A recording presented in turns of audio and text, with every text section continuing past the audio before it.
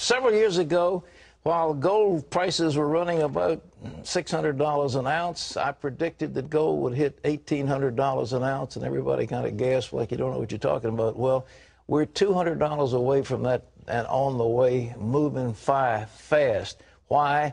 The United States dollar is in the tank. We'll tell you more about it and what it can do to protect your wealth. But first in the news, people in Syria have been protesting against their rulers. And when the country is in turmoil, the terrorist group Hezbollah is moving some of its key weapons out of Syria. Well, that's because Hezbollah seems to be getting ready for a future war against Israel. Well, Chris Mitchell has that story from Jerusalem. Experts say the Islamic terror group Hezbollah is moving its strategic weapons from Syria to Lebanon. Because they are fearful of what will happen if President Bashar Assad falls, whose hands will everything fall into, and the instability in Syria could threaten or endanger the assets that they've been holding there. Military reporter Yaakov Katz says it could mean major weapons like Syrian Scud missiles seen in these exclusive satellite photos are closer to Israel. What exactly those assets are, Israeli intelligence officials are not revealing. But we have heard reports over the past couple of years about Scud missiles, possibly Scud-D. Those are the most advanced version of the ballistic missile that Syria had transferred to Hezbollah, but had not been actually moved into Lebanese territory. In 2006, the Israeli-Lebanese border behind me was the front lines of a 34-day war between Hezbollah and Israel, the longest war in Israel's history.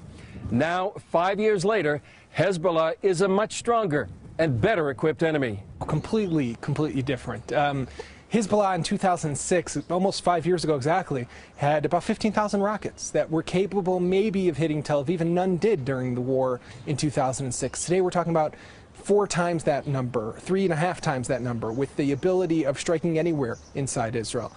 Add to that thousands more Hezbollah soldiers, command centers, and other weapons throughout villages in South Lebanon. They are continuing to build up a serious, significant capability with no other purpose, apparently, except to maybe one day attack the Jewish state. While Katz doubts that will happen soon, it is clear that war with Hezbollah seems simply to be a matter of time.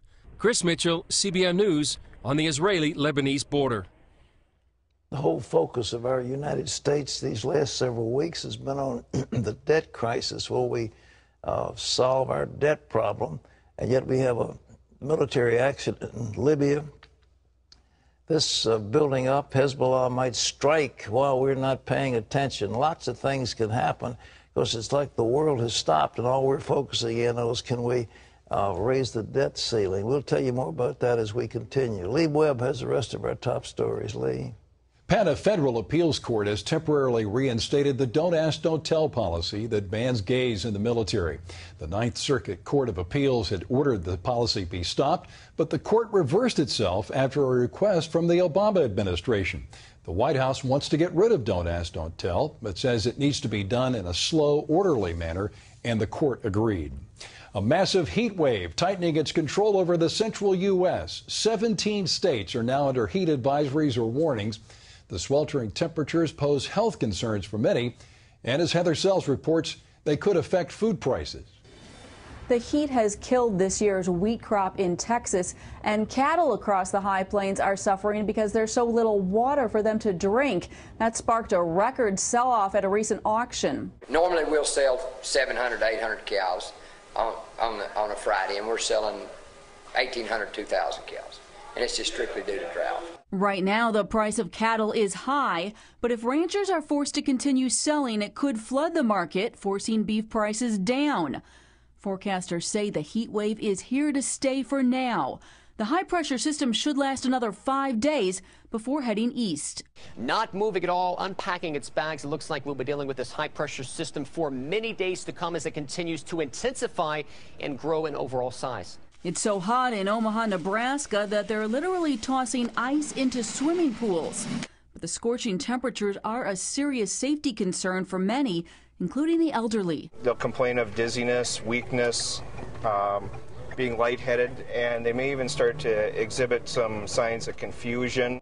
Experts advise those affected by the heat to drink lots of water, stay out of the sun, and avoid major activity outside. Most of the country will be forced to deal with the heat this week. A total of 40 states will see temperatures of 90 degrees or more.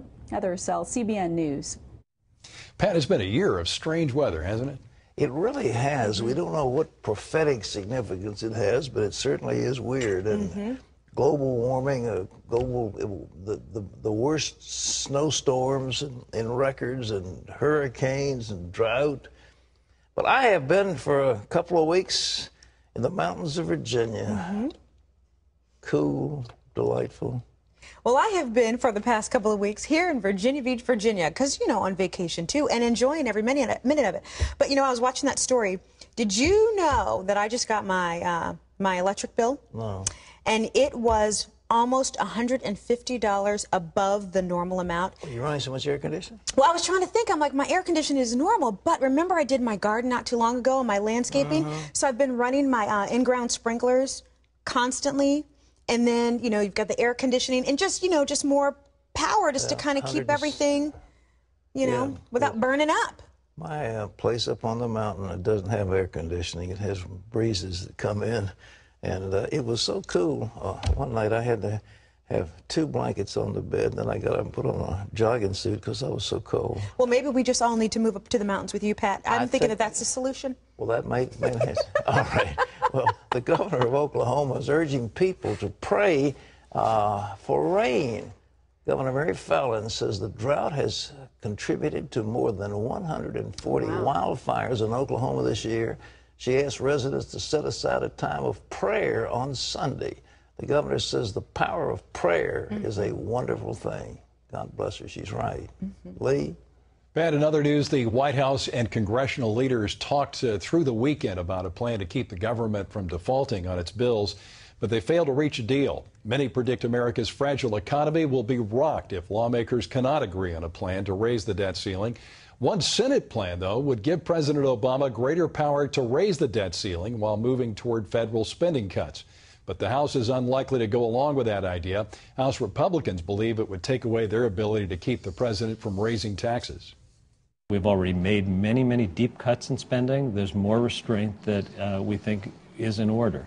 He's made it clear that for a big deal, there will have to be balance between revenue and spending. So where's the president's plan? I've never seen a piece of paper with the president's name on it that's his plan to solve this problem. I've seen press conferences. I've seen lectures that he's given to the Congress. I've seen these press avails where the camera comes in and takes a bunch of pictures. I haven't seen a plan. Where is the president's plan? Meanwhile, the House is set to pass a Tea Party plan to cut, cap, and balance the budget. Both sides appear to be heading in opposite directions as the August 2nd deadline approaches. Pat, what do you think about that cut, cap, and tax, or cut, cap, and balance program? Well, the Republicans are the only ones that are putting out some kind of a plan. The president hasn't done it. His attempt at a budget earlier this year was just an absolute joke. It was a joke. And, you know, Lee, the thing that shocks me is we are borrowing 40 cents or 40% or 40 cents of every dollar we spend. It's all borrowed. We're borrowing from the Chinese, the Japanese, and out in the credit markets, wherever they are. Well, that to fund grants of $300 million to Planned Parenthood, to fund a bloated Department of Education that has a budget now of $60, $70 billion a year, to fund all kinds of wasteful expenses, to fund pet Democrat projects. We need to take an axe to these things. We should probably abolish the Department of Education, abolish the Department of Energy, cut way back on regulations. It's going to take major surgery, but we're doing it all on borrowed money. That's the thing that people don't seem to be aware of. And it's like in your household, you take a salary and you spend it on certain essentials, and after that, you think you ought to buy 100 hula hoops for your kids so they'll have plenty in reserve, and you fill up your garage with hula hoops on borrowed money. No household would do something like that. It would be crazy to go into debt on non-essentials, and that's what's happening. Non-essentials. It's not essential. We don't have to do it. And this time has come when we say no more. Well, I told you, were you listening? About gold. I've told you for years and years, gold was going to hit $1,800. Didn't I say that? You told me, Pat. Over and over again. Over and over again. Did you buy gold? I keep waiting for you to give me a bar. No, I don't give bars. I tell people to buy bars. I am not a giver of bars. Yeah, but didn't Jesus talk about giving? He did, and I give, but to the poor. All right. Anyhow. Well, Lee's got the word on gold. Lee. That's right, Pat. Gold hit another record high today, over $1,600 an ounce. Silver also heading higher, crossing $40 an ounce. Investors say the metals are rising because of the failure to reach an agreement on the U.S. debt ceiling and the ongoing debt crisis in Europe. Analysts say the financial markets are worried that the U.S. could face a downgrade in its credit rating if it can't resolve the stalemate. Many investors are also worried that the U.S. is just spending too much and won't be able to get it under control anytime soon. Pat? Well, thank you, Lee. And just remember, ladies and gentlemen, certain things we don't have to spend. And it's time that somebody come out and not say, well, let's take away corporate jets. I mean, as was pointed out in one program, if we had taken the money of the corporate jets, that amount, since the time of Judas Iscariot and run it all the way to the present, it wouldn't take care of 1 year's spending on the deficit of the Obama administration. It's just crazy. It's not going to work. And we have major, major issues that have to be solved, and intelligent adults have got to deal with it. Well, some people say enough's enough. General David Petraeus handed over command of U.S. and coalition forces in Afghanistan today. General John Allen will take over the nearly 10-year war now. The change of command comes as Kabul's international allies draw up exit plans and as the Taliban launches another attack. The terrorist group killed a close advisor of Afghan President Hamid Karzai. The man was an Afghan governor and a member of parliament. It's the second big blow for Karzai in recent days. His half-brother was assassinated just last week. CBN World Reach in Thailand is preparing a new season of its children's program called Pendek. Pendek means being a kid. Producers are looking to add new art and science segments in the upcoming season. They hope to make each episode more educational. Some other changes include a new co-host and Dr. Jack, the new resident scientist of the program. The purpose of each episode is to teach children Christian values. More than 15,000 children have responded to that program. And you can find out more about CBN World Reach by logging on to cbn.com/worldreach.